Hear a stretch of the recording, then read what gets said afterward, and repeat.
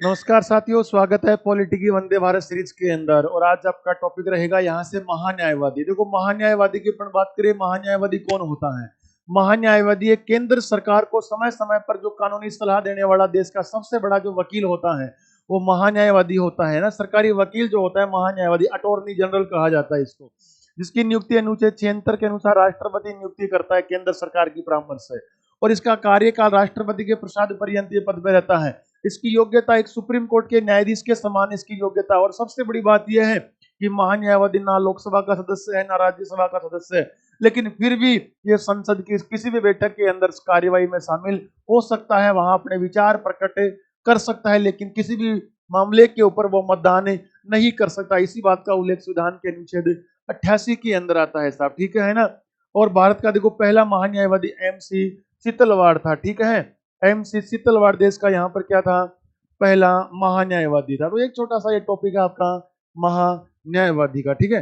और अभी जो महान्यायवादी है वो वेंकट रमन है, R वेंकट रमन है महान्यायवादी। इसी के साथ एक छोटा टॉपिक मैं आपको और करवा देता हूँ, जो आता है आपका नियंत्रण महालेखा परीक्षक केग। इसी के साथ हम देखो ये भी पढ़ लें, नियंत्रण एवं महालेखा परीक्षक केग की भी नियुक्ति हम बात कर लेते हैं, जिसका उल्लेख संविधान के अनुच्छेद 148 से 151 तक आता है। केग एक तरह से देश का अकाउंटेंट है, जो केंद्र और राज्य दोनों सरकारों का लेखा जोखा भाई तैयार करता है, ठीक है। संविधान के भाग 5 संघ सरकार अध्याय 5 में इसका उल्लेख आता है। अनुच्छेद 148 में कहा है कि भारत का एक केग होगा, जिसकी नियुक्ति कौन करेगा, देश का राष्ट्रपति करेगा। और वो त्याग पत्र भी किसको देगा, अपना राष्ट्रपति को त्याग पत्र देता है।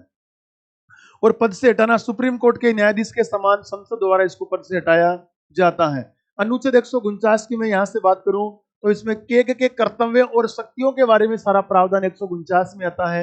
150 में कहा गया कि संघ और राज्यों के लेखाओं को ऐसे प्रारूप में रखा जाएगा जिन्हें राष्ट्रपति भारत के नियंत्रण एवं महालेखा परीक्षक की सलाह पर निर्धारित करेगा साहब। और 151 में क्या कहा, केग द्वारा तैयार रिपोर्ट को राष्ट्रपति तो कहां रखवाएगा, संसद के अंदर रखवाएगा।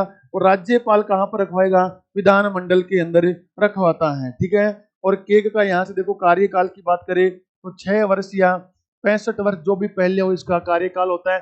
वर्तमान के अंदर जो आपके केग हैं भारत के, वो वर्तमान किंग कौन है, वर्तमान के अंदर संजय मूर्ति यहाँ से वर्तमान के अंदर है।